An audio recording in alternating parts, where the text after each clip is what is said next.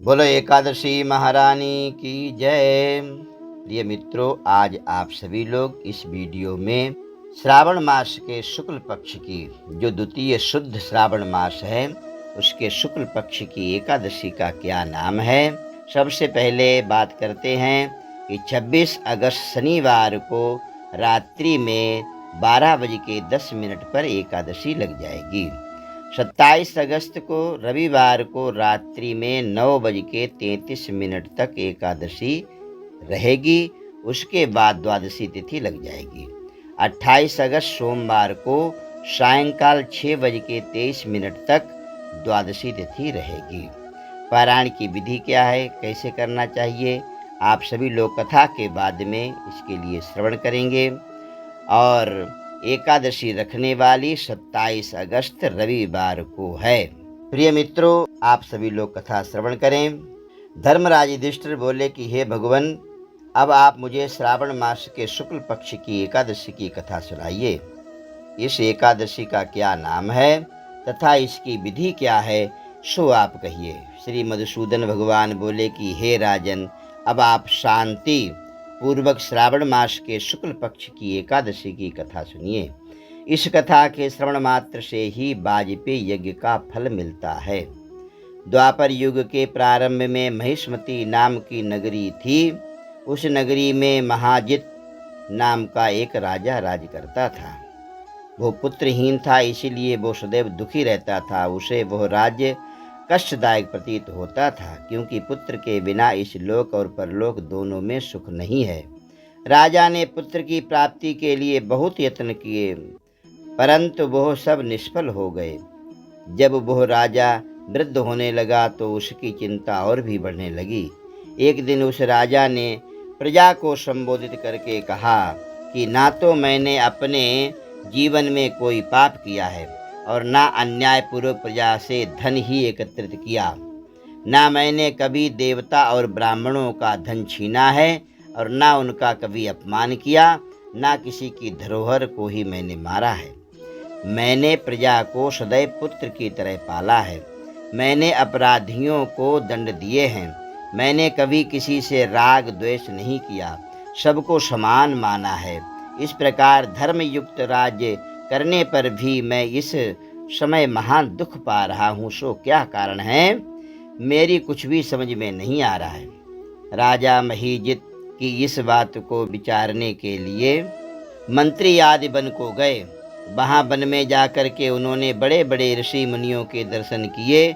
उस स्थान पर वयोवृद्ध और धर्म के ज्ञाता महर्षि लोमश के पास में गए। उन सब ने जाकर के उन महर्षि को यथा योग्य प्रणाम किया और उनके सन्मुख बैठ गए। उनके दर्शन से सबको बड़ी प्रसन्नता हुई और उनकी विनय करने लगे कि हे देव, हमारे अहोभाग्य हैं कि हमने आपके दर्शन किए। इस पर लोमश ऋषि बोले कि हे मंत्रीगण, आप लोगों की विनय और आपके सद्व्यवहार से मैं अत्यंत प्रसन्न हूँ। आप मुझे अपने आने का कारण बतलाइए। मैं आपके कार्य को अपनी शक्ति के अनुसार अवश्य ही करूँगा, क्योंकि हमारा शरीर ही परोपकार के लिए बना है। संत हृदय नवनीत समाना, इसमें किंचित मात्र भी संदेह नहीं है। लोमश ऋषि के ऐसे वचन सुनकर के मंत्री बोले कि हे महर्षि, आप हमारी समस्त बातों को जानने में ब्रह्मा से भी अधिक हैं, अतः आप हमारे संदेह को दूर कीजिए। महिष्मती नाम की पुरी में महोजित नाम का एक धर्मात्मा राजा है। वो प्रजा को पुत्र की तरह धर्मानुसार पालन करता है, परंतु फिर भी पुत्रहीन है। इससे वह अत्यंत दुखी रहता है। हम लोग उस राजा की प्रजा हैं, हम भी उसके दुख से दुखी हो रहे हैं, क्योंकि प्रजा का यह कर्तव्य है कि राजा के सुख में सुख माने और उसके दुख में दुख माने। हमको उसके पुत्र ही न होने का अभी तक कारण नहीं पता चल पाया, इससे हम आपके पास आए हैं। जब से हमने आपके दर्शन किए हैं, हमको पूर्ण रूप से विश्वास है कि हमारा कष्ट अवश्य ही दूर हो जाएगा, क्योंकि महान पुरुषों के दर्शन मात्र से ही प्रत्येक कार्य की सिद्धि हो जाती है। अतः अब आप हमको राजा के पुत्र होने का उपाय बतलाइए। इस पर लोमश ऋषि ने एक क्षण के लिए नेत्र बंद किए और राजा के पूर्व जन्मों का विचार करने लगे। विचार करके बोले कि हे श्रेष्ठ पुरुषों, वह राजा पिछले जन्म में अत्यंत निर्धन था तथा बुरे कर्म किया करता था। वह एक गांव से दूसरे गांव में घूमा करता था। एक दिन ज्येष्ठ मास के शुक्ल पक्ष की एकादशी के दिन एक दिन से भूखा था। दोपहर के समय एक जलाशय पर जल पीने गया। उस स्थान पर एक उसी समय ब्याही हुई गाय प्यासी जल पी रही थी। राजा ने उसको प्यासी ही भगा दिया और स्वयं जल पीने लगा। हे ब्राह्मणों, इसीलिए राजा को यहाँ दुख भोगने पड़ रहे हैं। एकादशी के दिन भूखा रहने से उसको राजा होना पड़ा और प्यासी गाय को हटाने से पुत्र वियोग का दुख भोगना पड़ रहा है। इस पर सब लोग बोले कि हे महर्षि, शास्त्रों में ऐसा लिखा है कि पुण्य से पाप नष्ट हो जाते, इसीलिए कृपा करके आप राजा के पूर्वजनों के पाप नष्ट होने का उपाय बतलाइए, क्योंकि उस पाप के क्षय होने से पुत्र रत्न की उत्पत्ति होगी।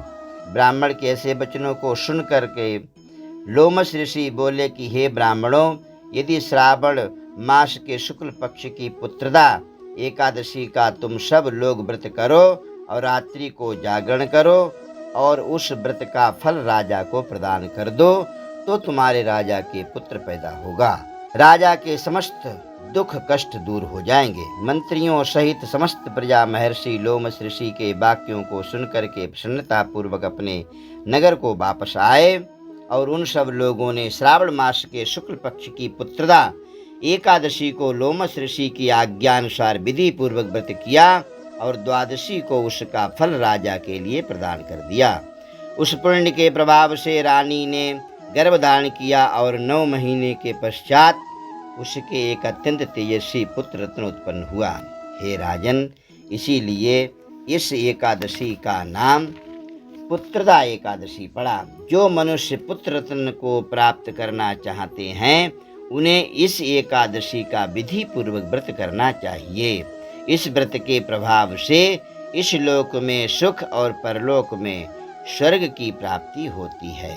और जो श्रद्धा भक्ति के साथ में नियम धर्म कर्म के अनुसार एकादशी का व्रत करते हैं, तो उनके लिए वैकुंठ धाम की प्राप्ति होती है। भगवान नारायण के समीप वो सदैव निवास करते हैं। बोलो एकादशी महारानी की जय।